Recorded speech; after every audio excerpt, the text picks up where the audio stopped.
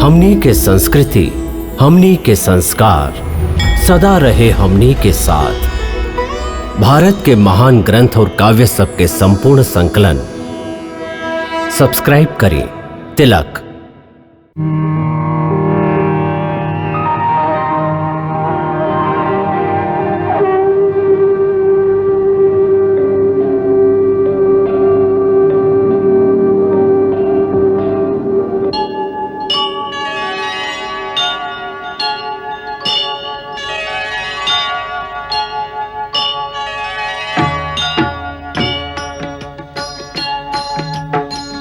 सीताराम चरित अति पावन, मधुर सरस अरु अति मन भावन।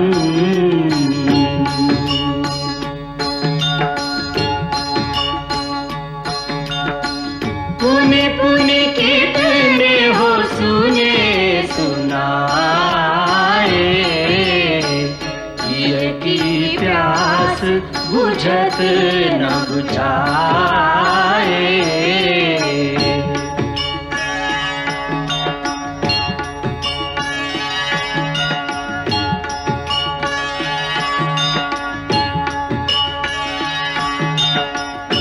आपके बात पर विश्वास कीजिए कि महारानी सीता निर्दोष और एकदम पवित्र रही। एह में केहू के कोनो संशय नहीं। फिर आप ही प्रस्ताव कैसे रख देने के दूसरा ब्याह कर लिया। काहे कि आप अश्वमेध यज्ञ के संकल्प कर चुकल हैं और इस शास्त्र के विधान बा कि मनुष्य पत्नी के बिना कोनो धार्मिक काम के अनुष्ठान ना कर सकेला। या तो महारानी सीता के वापस लावल जाए। जहां तक महारानी सीता के वापस लावे के प्रश्न है, तो पहला बात यह है कि महारानी सीता हाई कहां, और यदि वो मिल भी जाए तो प्रजा उनका के स्वीकार कर ली।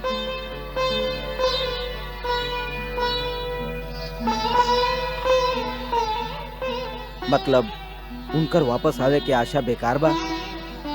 फिर तो और कोनो उपाय नहीं थे। बाकी वो उपाय कि हम दूसरा ब्याह कर ली हमके स्वीकार नहीं थे। प्रजा खातिर हम अपन सुख के बलिदान कर दिले, हमार सीता अपन सर्वस्व बलिदान कर दिले। प्रजा खातिर इतना त्याग कोनो भी राजकुल खातिर गौरव के बात बा।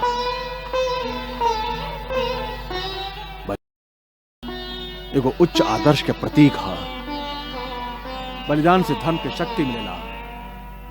बाकी हमार दूसरा ब्याह करे से हमार एक पत्नी व्रत के खंडन होखेला, जैसे धर्म के ह्रास हुई ओकर शक्ति ना बढ़ी। महाराज, ऐसे धर्म संकट उत्पन्न हुई तो शास्त्र में खोजी, ऐसा धर्म संकट के कोई तो उपाय हुई। उपाय बा। ऐसन अवसर पर पत्नी के आसन पर पत्नी के मूर्ति बैठावे के विधान बा। शास्त्र कहेला कि ऐसन अवसर पर ब्राह्मण कुशा के, क्षत्रिय सोना के, वैश्य चांदी के और शूद्र तांबा के मूर्ति बना के साथे बैठा सके। महाराज, हम आपसे सहमत हैं कि आपके खातिर केहू और के संगे ब्याह करल धर्म विरुद्ध हुई। ऐसे विश्वकर्मा से प्रार्थना करब कि वहां देवी सीता की स्वर्ण मूर्ति के निर्माण करें।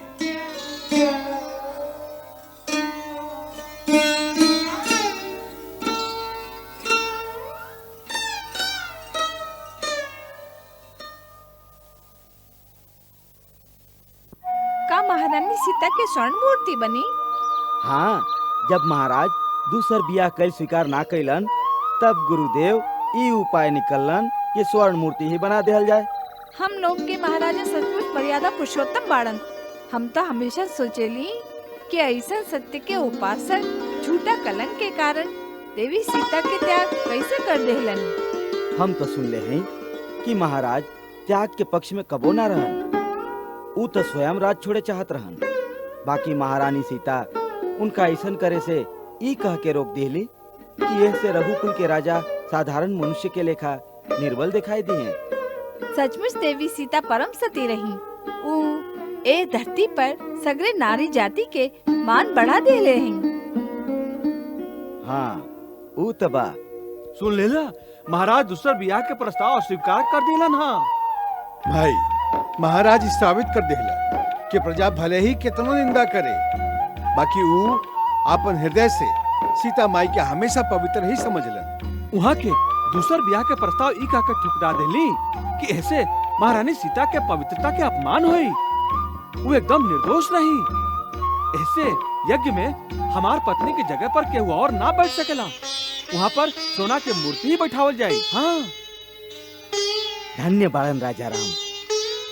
हम लोग देवी सीता के कितना निंदा कैले रही, बाकी वो आज तक हम लोग के कुछ ना कहलन, कबो क्रोध तक ना कैलन, बल्कि हम लोगन के खुशी खातिर वो देवी सीता के त्याग भी कर दिलन।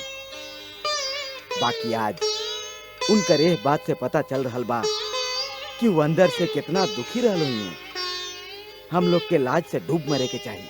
लाज कोना बात के काका, ओ समय प्रजा के जो उचित बुझाइल उहे कहलस और राजा के जो करे के चाहत रहे वो राजा कैलन। भाई, हम तो फिर कहत हैं कि हम लोगन के महाराज के पास जाके ये प्रार्थना करे के चाहिए कि महारानी सीता जहाँ भी होके उनका बड़ा आदर के संगे वापस अयोध्या ले आवे।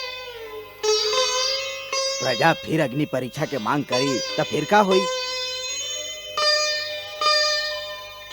यही से हमार समझ से था महाराज बहुत बुद्धिमानी के निर्णय ले ले बाड़न कि देवी सीता के जगह पर सोना के सीता रख देलन। अब कराला अग्नि परीक्षा।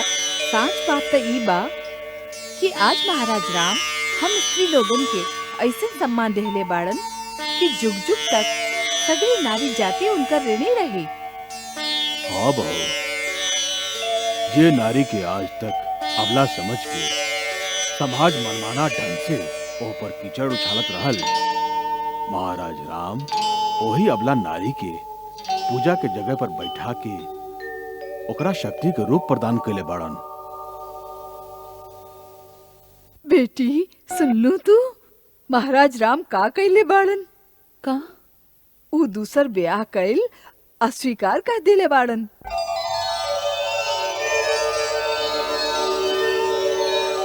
अच्छा हाँ, सुन ले हई ऊ कहले बाड़न कि हमार सीता निर्दोष रहली,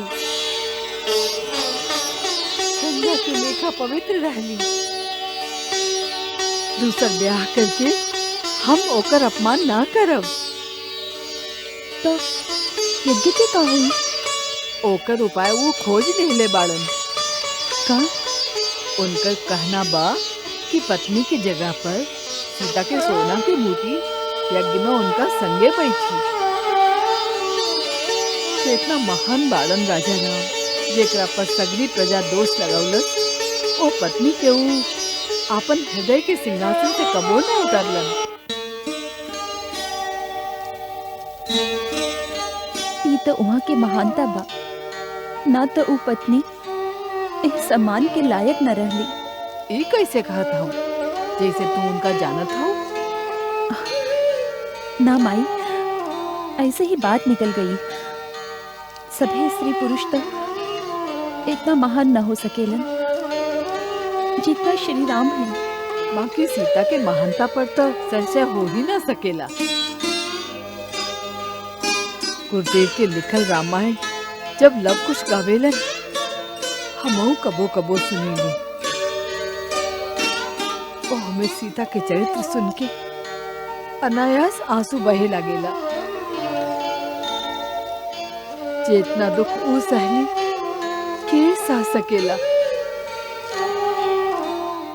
हाँ माई, अपन अपन कर्म के अनुसार ही सुख दुख मिलेला।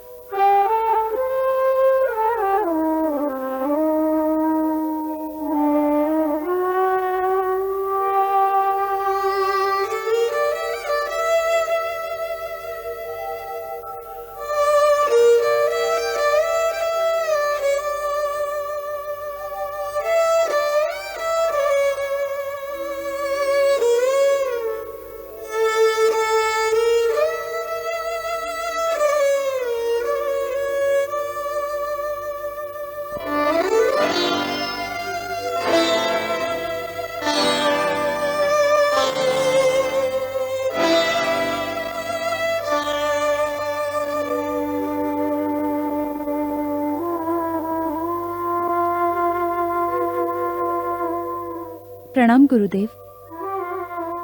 कल्याण होखे। बैठा बेटी।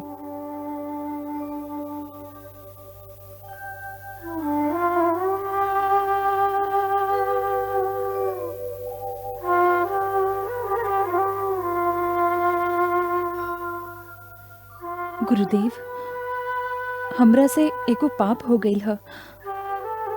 हमके ओकर प्रायश्चित करे के होई। ओकरा खातिर हमके कौनो उचित उपाय बताई, हमार मार्गदर्शन करी। बेटी, तोहार नाम लेवे से सगरे पाप के नाश हो जाला। फिर तोहरा से पाप कैसे हो सकेला? कौन सा पाप कैले हऊ तू? हम पति पर झूठा संदेह कैले हैं। वहाँ के उदारता देखी कि सगरे संसार हमरा पर कलंक लगौलस, बाकी वहाँ हमार पवित्रता पर रत्ती भर भी संदेह न कैली। और एगो हम हैं, कहीं से थोड़ी का सुन लिहनी कि राजा यज्ञ खातिर दूसर ब्याह करी है, तो हम वहाँ पर संदेह कर बैठी। भगवान प्रेम का विश्वास के नींव पर ही टिकल रहेला। आपन स्वामी खातिर हमार विश्वास में ई जे संदेह के सूक्ष्म सा रेखा आ गई रहे, वो पाप की यदि हम प्रायश्चित न करब तो वहाँ के अनन्य प्रेम के अधिकारिणी कैसे रह सकब।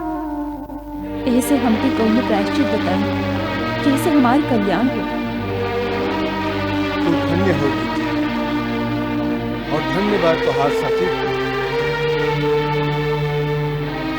तोहरे इच्छा अनुसार संयोगकरण व्रत के विधि हम तोहके बताई। ई अनुष्ठान से सगरे दोष के निवारण हो और तोहके बहुत जल्दी पति के दर्शन भी हो।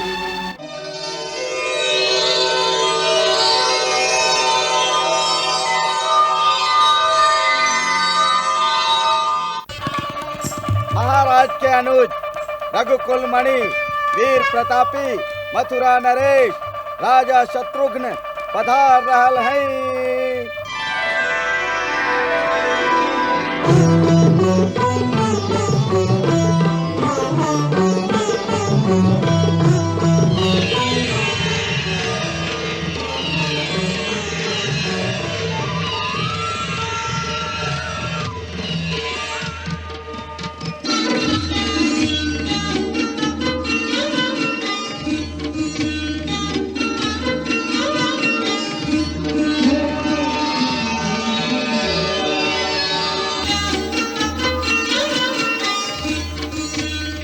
दीर्घायु होगा, यशस्वी होगा।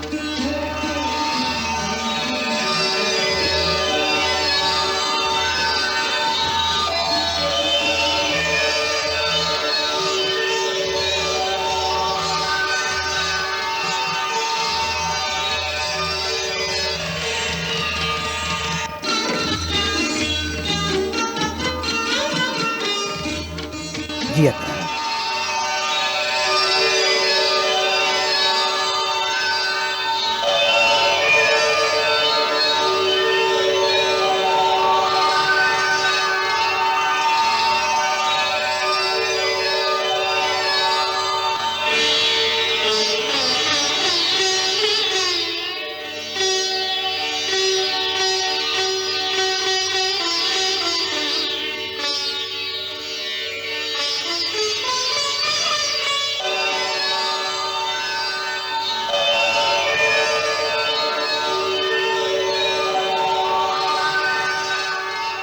शत्रुघ्न, तोरा राज्य में सब कुशल मंगल करवाना। ये राज्य आपके श्री चरण के छाया में पनपी, वहाँ तो अमंगल हो ही ना सकेला। हम तोहार दोनों बेटा के देखल चाहते हैं। कहाँ बाड़न हो? ओ दोनों आपन माई के संगे रनिवास में गेल बाड़न, बड़की माई के चरण वंदना करे। हम वहाँ चलत हैं।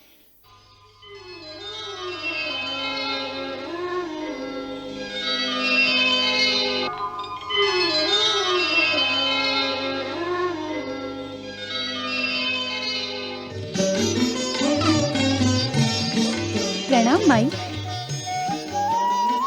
चुप चुप चुप जिया हमार बेटी, चुप चुप चुप जिया।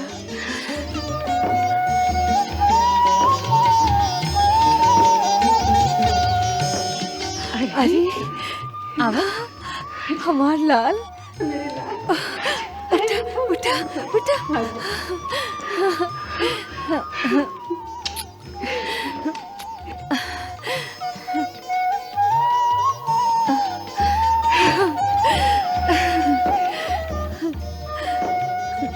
श्रुतकीर्ति, बहुत सुंदर बाड़न तोहार लइकन। माई ये सब आप ही के आशीर्वाद बा। दीदी दीदी सुन रहे हैं, श्रुतकीर्ति आई है। श्रुतकीर्ति प्रणाम माई।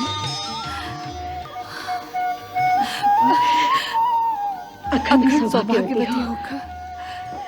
सुबाहु श्रुतसेन माई के प्रणाम करब बेटा।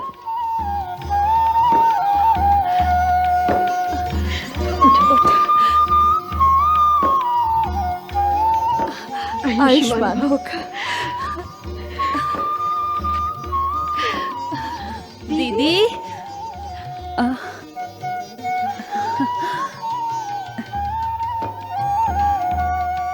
सौभाग्यवती होकर।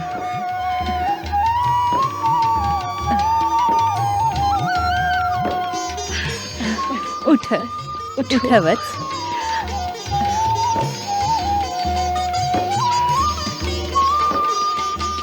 चुप चुप जिया।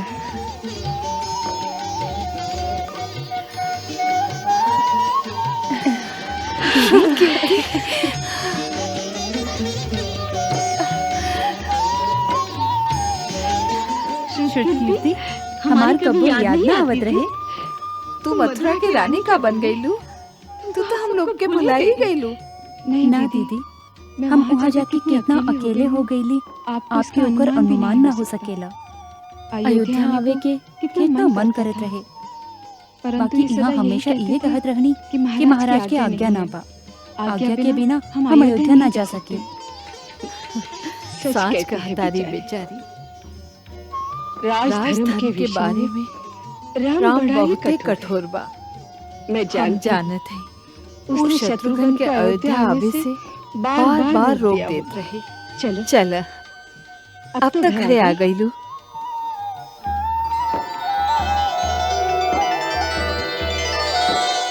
अरे तू लोग वहाँ काहे ठाड़ बाड़ा? आवा अपन भाई सबसे मिला। ई भाई कहवा से आइल बाड़न? मथुरा से आयल बाड़न। सुबाहु और श्रुतसेन दोनों शत्रुघ्न काका के बेटा बाड़न। आवा इनका से मिला।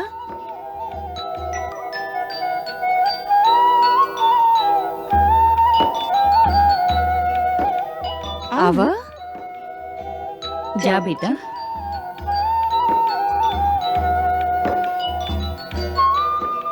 देखा ई तक्ष और पुष्कल दोनों भरत चाचा के बेटा बाड़न। अंगद और चित्रकेतु लक्ष्मण चाचा के बेटा बाड़न। और ये सुबाहु और श्रुतसेन दोनों शत्रुघ्न चाचा के बेटा बाड़न। राजमाता महाराज आपके दर्शन खातिर पधार रहल हई।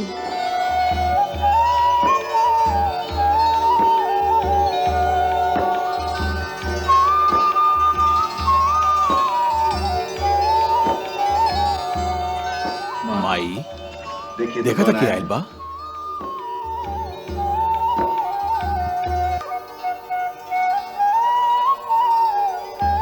माई चुक चुक जिया हमार लाल। 12 बरस के बाद दिखाई देता रहा। आँख तरस गए रहे। मंगल भवन अमंगल हारी, प्रभु सुदशरथ अजिर बिहारी।